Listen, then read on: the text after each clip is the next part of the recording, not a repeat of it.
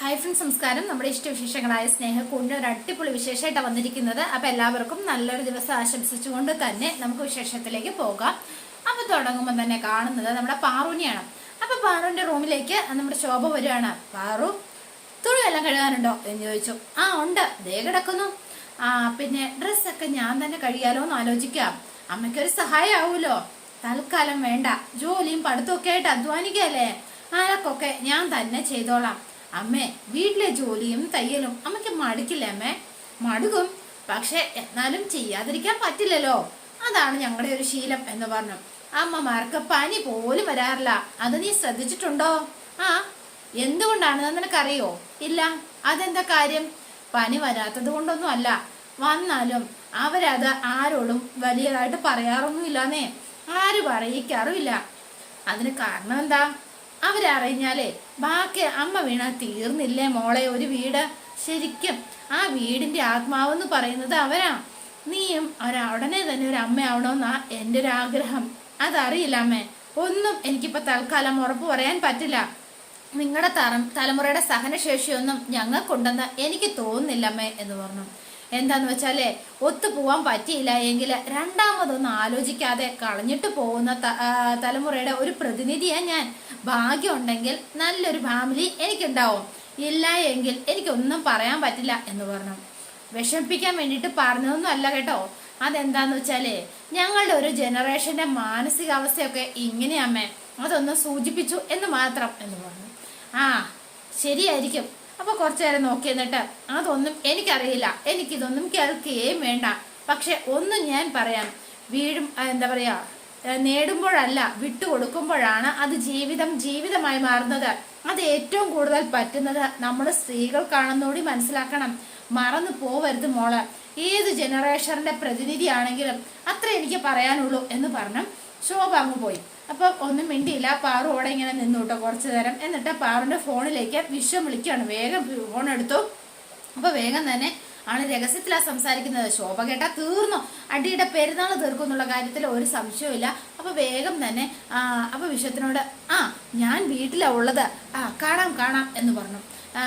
ശരി, ഞാൻ വീട്ടിലാ, പിന്നെ വിളിക്കാം എന്ന് പറഞ്ഞു. അപ്പോഴേക്കും ശോഭ അവിടെ നിന്ന് വിളിച്ചു ചോദിക്കാം, പാറു ആരാ എന്ന് ചോദിച്ചു. അമ്മയെ കൂടെ ജോലി ചെയ്യുന്ന ഒരാളെ അമ്മയെ വിളിച്ചത് എന്ന് പറഞ്ഞു. അപ്പോഴേക്കും വേഗം പാറു ഫോൺ വെച്ചു കേട്ടോ. എന്നിട്ട് വിശ്വത്തിനെ കാണാനായിട്ടാണ് തീരുമാനിച്ചിരിക്കുന്നത്. പിന്നെ നമ്മൾ കാണുന്നത് രാജലക്ഷ്മിനെയും അതുപോലെ തന്നെ വിശ്വത്തിനെയാണ്. അപ്പൊ രാജലക്ഷ്മിയുടെ ഫോണിലേക്ക് ആരോ വിളിച്ച് ഇങ്ങനെ സംസാരിക്കാണ്. ഓ, അത് ശരി, എന്നാ വലിയ ഉപകാരം, എന്നാ ഞാൻ പിന്നെ വിളിക്കാം എന്ന് പറഞ്ഞു ഫോൺ വെച്ചു. ഈ സമയത്ത് വിശ്വത്തിനടുത്ത് വന്നിട്ട്, എടാ വിശ്വ, ഞാൻ ഒരു വിവരം അറിഞ്ഞോ, അത് സത്യമാണോ എന്ന് ചോദിച്ചു. അത് ഞാൻ എന്താന്ന് അറിഞ്ഞാലല്ലേ സത്യമാണോ നുണയാണോ എന്ന് പറയാൻ പറ്റുള്ളൂ. നീ പുറത്ത് ജോലിക്ക് ശ്രമിക്കുന്നുണ്ടോ? ഓ, അതാണോ? ഉണ്ട്, തീർച്ചയായിട്ടും ഉണ്ട്, അത് ശരിയാ, ഞാൻ ശ്രമിക്കുന്നുണ്ട് എന്ന് പറഞ്ഞു. അപ്പോ ഇവിടുന്ന് പോവാനുള്ള പരിപാടിയാണോ എന്ന് ചോദിച്ചു. അതെ, അത് തന്നെയാ. എനിക്ക് ഈ വീട്ടിൽ താമസിക്കണമെന്നില്ല. ഇത് വീടൊന്നും അല്ല, മാനസിക രോഗ ആശുപത്രിയാ. അപ്പോഴേക്കും ഇവിടെ നിന്ന് എന്റെ സമനിലയും കൂടെ തെറ്റും. അപ്പൊ ഇന്ദ്രനും അങ്ങോട്ട് ഇറങ്ങി വന്നു. എന്നെ ആയിരിക്കും മാനസരോഗി എന്ന് ഉദ്ദേശിച്ചത്. സ്വയം തിരിച്ചറിവുണ്ടാവുന്നത് എല്ലാവർക്കും ഒരു നല്ല കാര്യമാണ്. പിന്നെ അത് ഞാൻ പറയണ്ടല്ലോ, എനിക്ക് എന്റേതായ രീതികളുണ്ട്. അതിനനുസരിച്ച് അതിൽ തലയിടാനായിട്ട് ആരും വരരുത് എന്ന് പറഞ്ഞു. വന്നാൽ ഞാൻ എതിർക്കും, അതിൽ ഒരു സംശയമില്ല. എതിർത്തും എന്നിട്ട് എന്ത് നേടുന്നു എന്ന് കൂടി ഒന്ന് ആലോചിക്കുന്നത് നല്ലതാ.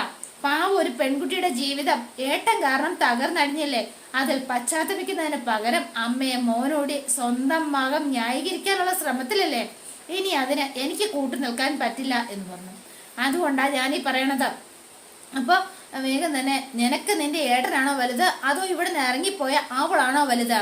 ഞാൻ ന്യായത്തിന്റെ പക്ഷത്ത് മാത്രമേ നിൽക്കുള്ളൂ. ഏട്ടന്റെ പക്ഷത്തല്ല ന്യായം, ഏട്ടത്തിയുടെ ഭാഗത്താണ് ന്യായം എന്ന് പറഞ്ഞു.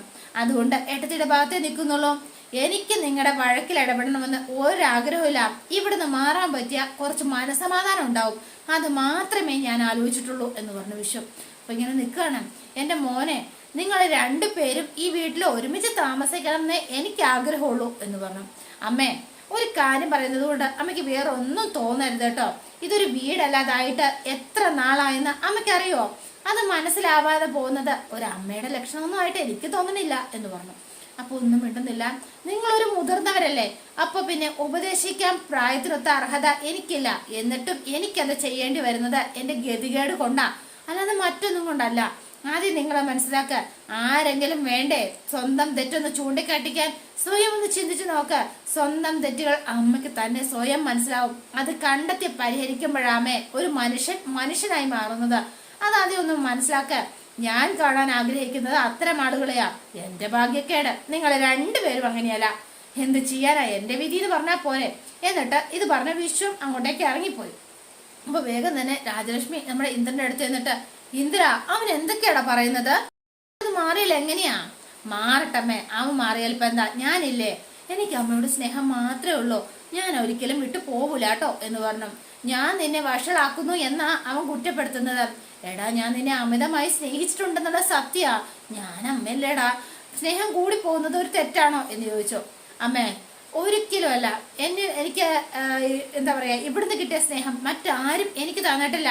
ഒരു പൂ ചോദിച്ചപ്പോ എനിക്കൊരു പൂക്കാരൻ തന്നെ അമ്മ തന്നു. അതെങ്ങനെയാ അമ്മ കുറ്റാകുക? പറ. ദേ നോക്ക്, ഞാൻ ഒരിക്കലും ഒരു മോശം കുട്ടിയായിട്ട് നടന്നിട്ടില്ല. പഠിക്കാൻ ഞാൻ മിടുക്കനായിരുന്നില്ലേ? കാണാനും സുന്ദരനല്ലേ? പിന്നെ സ്വഭാവം, അതിപ്പോ എന്താ പറയാ, അത് വലിയ മോശമാണെന്ന് ഞാൻ കരുതുന്നില്ല. എനിക്ക് എന്റേതായ ശരികളുണ്ട്. എനിക്ക് എന്റെ വഴി, അവന്റെ വഴി. അത് മാത്രം മതി. എന്റെ കൂടെ നിന്നോ അമ്മ, ധൈര്യമായിട്ട്. എനിക്ക് എന്റെ അമ്മയെ വേണമെന്നേ. ധൈര്യമായിട്ടിരുന്നോ. പല്ലവി ഈ വീടിന്റെ പടി കടന്നു വരുമ്പോ അമ്മ ഈ പൂമുഖത്തുണ്ടാവണം.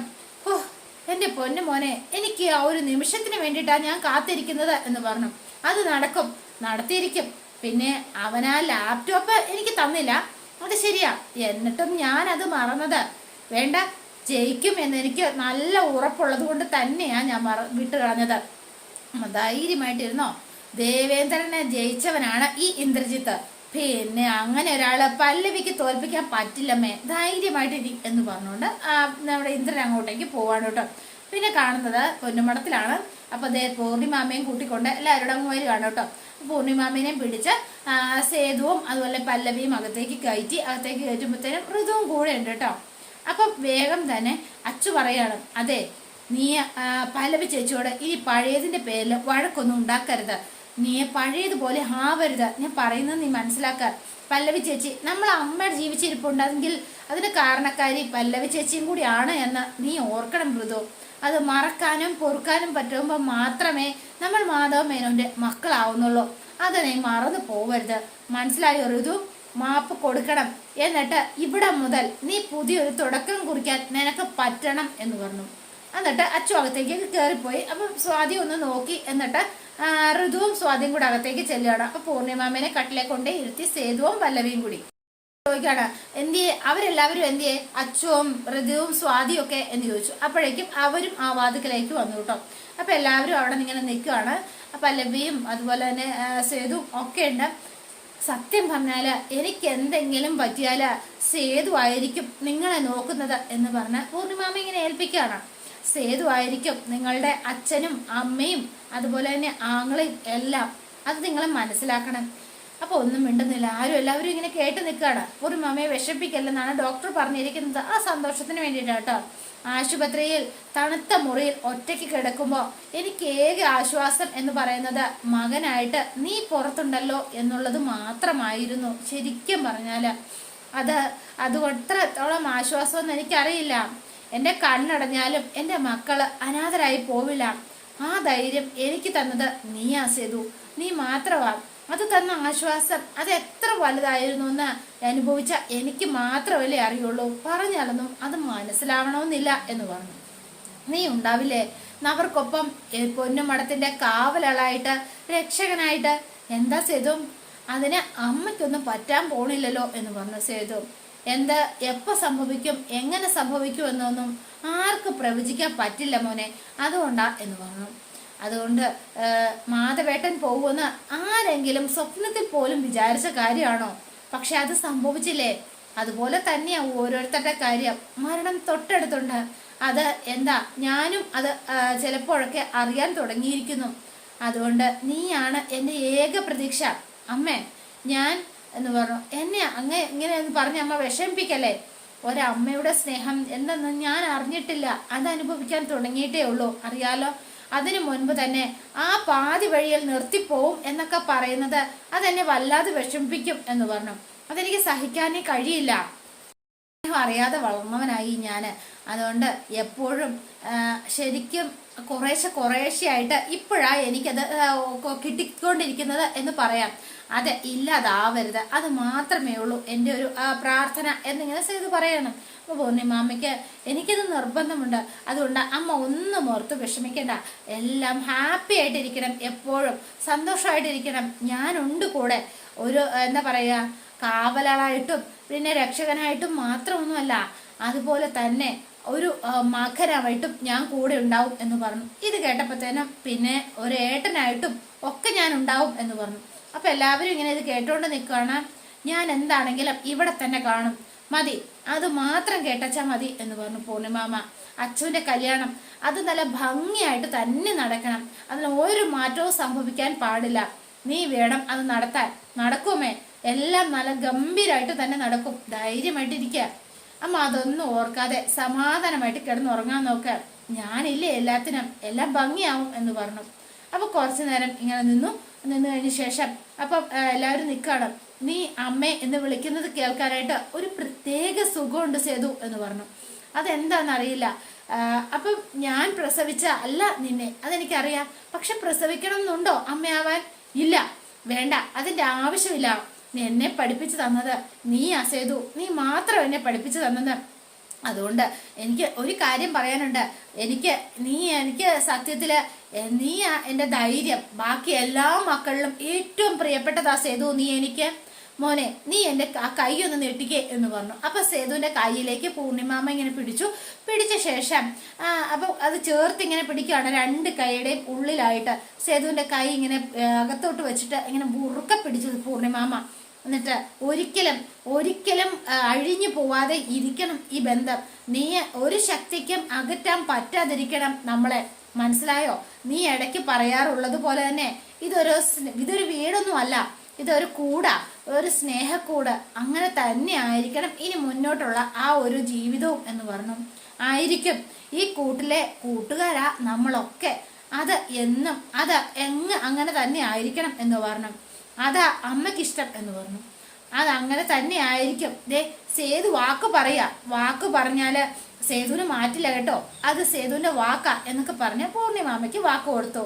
തൃപ്തിയായി, സന്തോഷായി. എനിക്ക് നമ്മുടെ പല്ലവിയോട് പറയുക, നല്ലവനാ, ഒരിക്കലും വിട്ടുകളയരുത്, ചേർത്ത് തന്നെ നീ പിടിച്ചോ, നല്ലതേ വരൂ രണ്ടാൾക്കും എന്ന് പറഞ്ഞ് പല്ലവിനെയും സേതുവിനെയും ഒന്ന് അനുഗ്രഹിക്കുകയൊക്കെ ചെയ്തു.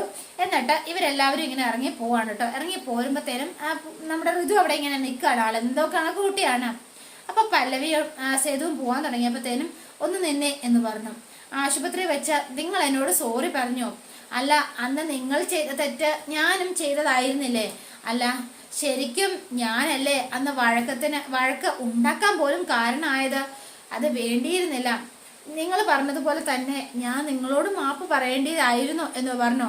ക്ഷമ ചോദിക്കാൻ ഞാനും ബാധ്യസ്ഥയാ എന്ന് പറഞ്ഞു. അതുകൊണ്ട് സോറി. അപ്പൊ സ്വാതിയുടെ കണ്ണ് തള്ളി ഇങ്ങനെ നിൽക്കുകയാണ്. ഇത് ഋതിക തന്നെയാണോ ഈ ചോദിക്കുന്നതെന്നോ ഓർത്ത്. അപ്പൊ സ്വാതി ഒറ്റയായി പോവല്ലോ. എന്താണ് സ്വാതിയുടെ സങ്കടം? ഇനി എന്റെ ഭാഗത്തുനിന്ന് തൽക്കാലത്തേക്ക് ഒരു പ്രശ്നം ഉണ്ടാവില്ല. തൽക്കാലത്തേക്കോ എന്ന് ചോദിച്ചു സേതു. അതെന്താ അങ്ങനെ എന്ന് ചോദിച്ചു. ഒരിക്കലും ഉണ്ടാവില്ല എന്ന് പറയാൻ പറ്റാത്തത്? അതല്ല, അതെന്താന്ന് വെച്ചാലേ ഞാൻ മാത്രം വിചാരിച്ചാ പോരല്ലോ, മറ്റുള്ളവരുടെ പ്രതികരണം എങ്ങനെയാന്ന് അറിയില്ലല്ലോ. അത് കഴിഞ്ഞ ശേഷം ഞാൻ എങ്ങനെയാകുമെന്ന് ഞാൻ തീരുമാനിക്കാം എന്ന് പറഞ്ഞു. അപ്പൊ സ്വാതി ഇങ്ങനെ മിഴിച്ചു നിൽക്കുക. എനിക്കങ്ങനെ ആരോടും വഴക്കിടുന്നൊന്നും ഇഷ്ടമല്ല. ഞാൻ ആരോടും അധികം പോലെ വൈരാഗ്യം വെച്ചൊന്നും പെരുമാറാറുമില്ല. സത്യത്തില് എല്ലാവരോടും എനിക്ക് സ്നേഹം മാത്രമേ ഉള്ളൂ, തന്നോടും. അപ്പൊ പൂർണിമാമ ഇതെല്ലാം കേട്ടോണ്ട് ഇങ്ങനെ ഇരിക്കുകയാണ് കേട്ടോ. ഇത് കണ്ടിട്ട് പൂർണിമാമയ്ക്ക് സന്തോഷമായി. ഒരുപാട് കടപ്പാടില്ലേ ഋതു നിങ്ങളോടൊക്കെ? ഒരുപാടുണ്ട്. അതൊക്കെ മറക്കാൻ എന്നെ കൊണ്ട് പറ്റുമോ? മറക്കുന്നത് ശരിയാണോ? അത് മാത്രമല്ല കേട്ടോ, നിങ്ങൾ ഞങ്ങൾക്ക് വേണ്ടിയും ചെയ്തിട്ടുണ്ട്. പിന്നെ ആശുപത്രിയിൽ വെച്ച് അമ്മയ്ക്ക് ബ്ലഡ് കൊടുത്തു, അതുപോലെ തന്നെ അന്ന് സാരി എടുക്കാൻ പൈസ കൊടുത്തു. അങ്ങനെ കഴിയുന്ന തരത്തിലൊക്കെ നിങ്ങൾ തിരിച്ചും സഹായിക്കുന്നുണ്ട് എന്ന് വേഗം ഋതു ഇങ്ങനെ പറയുകയാണ്. അപ്പൊ ഇത് കേട്ടപ്പോ തന്നെ മല്ലവിക്ക് ഒരു സന്തോഷമൊക്കെ തോന്നി. ഋതിക തന്നെയാണോ ഇതെന്നോർത്ത്. കല്യാണം കഴിയുന്നത് വരെ ഈ വീട്ടില് ഒരു പ്രശ്നം ഉണ്ടാവരുത്, അച്ചുവിന് സന്തോഷമായിട്ട് വേണം ഈ അച്ചു ഈ വീട്ടിൽ നിന്ന് ഇറങ്ങി പോവാനായിട്ട് എന്ന് ഋതിക തന്നെ തീരുമാനിച്ചു. അപ്പം എല്ലാവർക്കും ഭയങ്കര സന്തോഷമായി ഋതുവിന്റെ വാക്ക് കേട്ടപ്പം. എന്റെ ഭാഗത്തുനിന്ന് ഒരു പ്രശ്നം ഉണ്ടാക്കാതെ ഞാൻ തന്നെ നോക്കിക്കോളാം എന്ന് പറഞ്ഞു. അപ്പൊ വേഗം തന്നെ അച്ചു അങ്ങോട്ടേക്ക് വരികയാണ് കേട്ടോ. അച്ഛന് ഭയങ്കര സന്തോഷമായി. ആഹാ, ഒരു തരത്തില് ഞാനാണല്ലോ എല്ലാത്തിന്റെയും പ്രധാന കാരണം. ഞാൻ മിണ്ടാതായാൽ തന്നെ പ്രശ്നങ്ങളെല്ലാം ഒരുവിധം അവസാനിക്കും എന്ന് പറഞ്ഞു ഋതു. ശത്രുവിനെ പോലെ ഇന്നുവരെ നീ കണ്ട ചേച്ചി ഇന്നു മുതൽ ശത്രു അല്ല, പകരം മിത്രം, എന്താ കൂട്ടുകാര്. ഓക്കെ, അതെ എന്ന് പറഞ്ഞു. എങ്കിൽ പിന്നെ ഒരു കെട്ടിപ്പിടുത്തമൊക്കെ സ്നേഹപ്രണാവും, അതിനെന്താ. പിന്നെന്താ, കൈയൊക്കെ കൊടുത്തതേ കെട്ടിപ്പിടിക്കുവാണ് ഋതു. ഇത് കണ്ടപ്പോ പൂർണിമാമയ്ക്കും സേതുവിനും ഒക്കെ സന്തോഷമായി. പക്ഷെ ഒരാൾക്ക് മാത്രം, സ്വാതിയുടെ മുഖം മാത്രം മാറിപ്പോയി കേട്ടോ. ഇവള് ചിരിച്ചിങ്ങനെ നിന്നെങ്കിലും പക്ഷേങ്കിൽ ഇവളുടെ ദുരുദ്ദേശമാണ് കേട്ടോ. ആളുടെ സ്വാതിയുടെ മുഖത്ത് നോക്കിയിട്ട് ചുമ്മാ എന്നുള്ള മട്ടിലൊരു നിപ്പുണ്ട് കേട്ടോ. അപ്പൊ പൂർണിമാമയ്ക്കും സന്തോഷം, ഇവർക്ക് എല്ലാവർക്കും സന്തോഷം. പിന്നെ നമ്മൾ കാണുന്നത് പാറുവിനെയാണ്. അപ്പൊ പാറു ഒരു വഴിയരികി പോയിട്ട് നമ്മുടെ വിശ്വത്തെ കാത്തു നിൽക്കുകയാണ്. ഇതിന് പുറകെ തന്നെ മറ്റൊരാൾ എത്തിയിട്ടുണ്ട്, നമ്മുടെ ശോഭ. പാറു എങ്ങോട്ടാ പോണത് എന്നറിയാനായിട്ട്. അപ്പോൾ അവളിഞ്ഞിങ്ങനെ നിന്ന് നോക്കുവാണ്. ഈ സമയത്താണ് വിശ്വം കൊണ്ടേ വണ്ടി അവിടെ നിർത്തുന്നത്. വിശ്വം വണ്ടി നിർത്തിയിട്ട് ഇവരിങ്ങനെ നിൽക്കുന്ന സമയത്ത് ശോഭ കണ്ണ് തള്ളി നിൽക്കുന്നതോടെയാണ് ഇന്നത്തെ വിശേഷം അവസാനിക്കുന്നത്. ഇനി നാളെ നല്ല പൊടി പൂരാണ് കേട്ടോ. അപ്പൊ എല്ലാവരും കാത്തിരിക്കുക. ഇഷ്ടപ്പെട്ടുവെങ്കിൽ ലൈക്ക് ചെയ്യുക, ഷെയർ ചെയ്യുക, തൊട്ടടുത്ത ആ ബെൽ ബട്ടൺ കൂടെ ഒന്ന് ഞെക്കുകയാണെങ്കിൽ ഞാൻ ഇടുമ്പോൾ തന്നെ നോട്ടിഫിക്കേഷൻ ലഭിക്കുന്നതായിരിക്കും. പുതുപുത്തൻ വിശേഷമായിട്ട് എത്താം. Bye and see U.